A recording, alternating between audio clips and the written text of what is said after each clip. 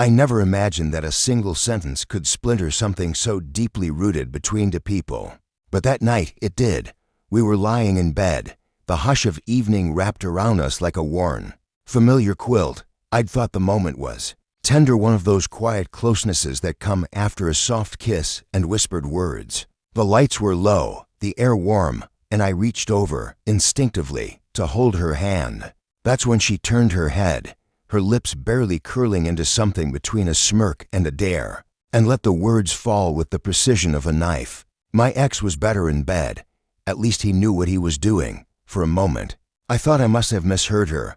My mind stalled, fumbling for context, for irony, for some misplaced joke. I turned to her, searching for a glint of mischief, a teasing nudge, something to undo what had just been said.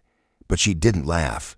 Her expression was unsettlingly calm, like she'd been holding the sentence in her mouth for weeks, waiting for the right silence to spill it into. A slow heat crept up behind my ears, not rage, not yet. Shame. Humiliation. That's what gripped me first. I withdrew my hand like I'd reached for a flame and sat up in bed, trying to gather the breath her words had stolen. She watched me, eyes unblinking, measuring, as if curious how much damage she'd done. "Why would you say that?" I asked, my voice quiet, coiled tight. She shrugged like it was nothing, just being honest. "I feel like we're not really connecting that way. I'm tired of pretending." The air turned heavy with the silence that followed. Her words bounced off the walls and settled in my bones. I didn't know what stung more, the comparison or the calculated, indifferent way she delivered it. We'd been together over a year. We'd weathered fights, laughed until our sides ached, talked about futures that now seemed laughably out of reach. But in that moment, it all felt like smoke. I left the room, walked barefoot into the living room, trying to quiet the roar in my chest. My thoughts tangled themselves into knots.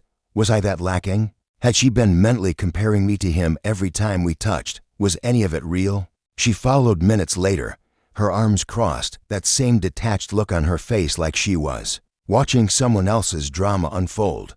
"Don't make this a big deal," she said flatly. "People talk about stuff like this." I turned toward her, meeting her gaze. "No, people don't casually humiliate the person they claim to love. That's not honesty, that's cruelty." She rolled her eyes like I was being dramatic. "You're too sensitive." That was the moment I felt something inside me quietly snap. I couldn't do it, not another second of trying to prove my worth to someone who got her power from making me feel small. I didn't argue. I didn't shout. I simply went back into the bedroom, gathered a few essentials: phone, wallet, keys, a shirt, and walked out of the apartment. No goodbye, no closure. The next few days were a haze. I crashed on a friend's couch and left her messages unread. Most of them weren't apologies anyway. They were defenses, attempts to rewrite what happened. She tried to spin it, made it seem like I'd overreacted to a harmless comment. But it wasn't harmless. It was a deep, deliberate wound disguised as truth. She told me I was the one who abandoned us over a joke. But it was never a joke.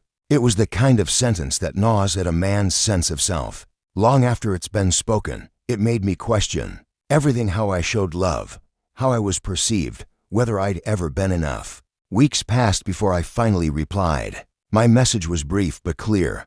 I told her I wasn't looking for perfection. I only ever wanted respect. And if she couldn't give that, there was nothing left worth discussing. She never responded. It's been months now. The ache has dulled, but the lesson remains sharp.